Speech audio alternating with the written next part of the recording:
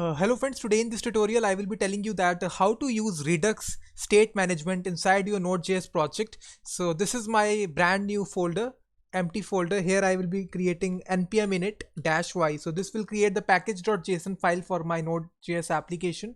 So now I will install the Redux, so which will be npm install, which is Redux, Redux, and I will be saving this -- save as a dependency. So this will take some time and it will install Redux as your dependency inside your package.json file. So it is done now, and now I can just open this inside this Visual Studio Code. So we will be looking at a practical example on how to use this state management, which is particularly useful in React application, how to use it inside your Node.js application. This is the package.json file it has created. You can see that inside the dependency section, Redux is there. And now we will create our index.js file. This is a starting point for the Node.js application. So here we will be first of all be importing our just create a const variable, and inside this we will write here create store. So basically this will be the store which is we will be requiring it. So just write here require, and inside this we will requiring our Redux dependency which we have installed, and from that Redux dependency we are extracting this create store method. And now guys, we will be making a new variable of store, and we will be using this method of create store. And inside this we just need to pass this function which is counter. Basically this function will be used to update our state management state. So this is a reducer function in Redux. So we will make this function counter.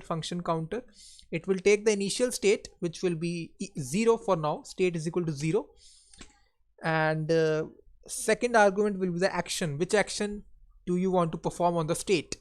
So here we will be making use of a switch statement in programming, and we will compare that action.type. So we will be making a switch condition here, and we will be taking the first case. Let's suppose I want to add some value to the state. So inside this case we will be having increment like this. So if this is the case, then we will add a value here. We will return the state, return state plus 1. We will add 1 to the state like this. And let's suppose we want to subtract it. So in that case this will be subtraction, so or you can say decrement like this. And in that case we just need to subtract 1 from the state, so we can just return state -1 like this. And for the default state, if no operation is specified, and in the default state we just need to return the state like this, return state. That's it. So this is the reducer function that we have written in the Redux here. So this will be responsible for updating the state here. We have defined our state inside the store variable. Now we just need to call this function. After this we need to dispatch some action, dispatch some action. Let's suppose addition, increment or decrement. So we will use this store.dispatch. This is a function guys.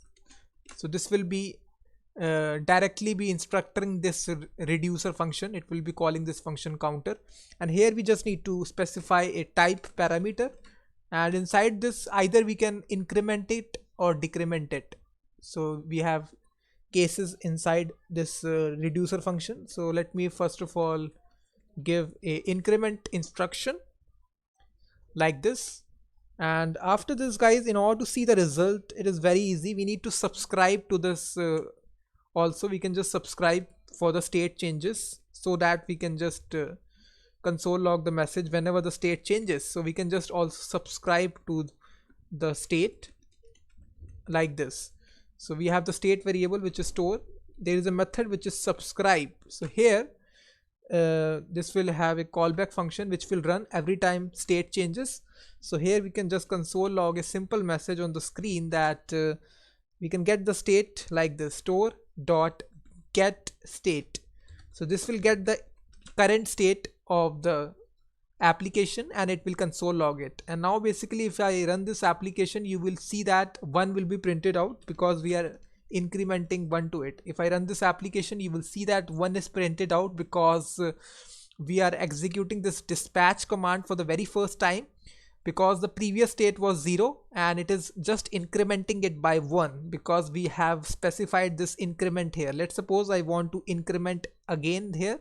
I can just copy this once again and paste it once again now. And now if I execute this, it will print 2 here. You can see that first state was 1, and again in the next iteration it added again 1 to the previous state, and now you can see that 2 is printed out. And let's suppose this time I need to decrement it, and now inside the type parameter I can just say decrement like this. You can see that now if I refresh it, 1 to 1, you can see that in the third iteration it decremented 1 value from the state, and 2 minus 1 is equal to 1 here. So now it has printed 1 here. So basically this is a life cycle process of Redux. So basically this is a reducer function which actually interacts with the state, and it actually increments it or decrements it depending upon the operation specified in the second parameter action.type here. And also you can also specify the payload also. So in the second attribute, if you want to give a payload, let's suppose payload is kind of a data, how much that you want to subtract or add. Let's suppose I provide this 5 here like this, and here I can just get this by, let's suppose, action dot payload like this, and I can also write this inside payload 5. And for the decrement, let's suppose I subtract here 3 from it, and now what will happen, it will add 5 to the first state, 5, and then it will be 10, and 10 minus 3 will be 7. And now if I run this application, we will see this will be printed out. First is 5, 10 and 9. So you can see that it oh sorry, we are decrementing -1 here, so this will be action dot payload. So basically you can give any name of your choice, but I am giving as payload. So this is not mandatory that you need to give payload as a name.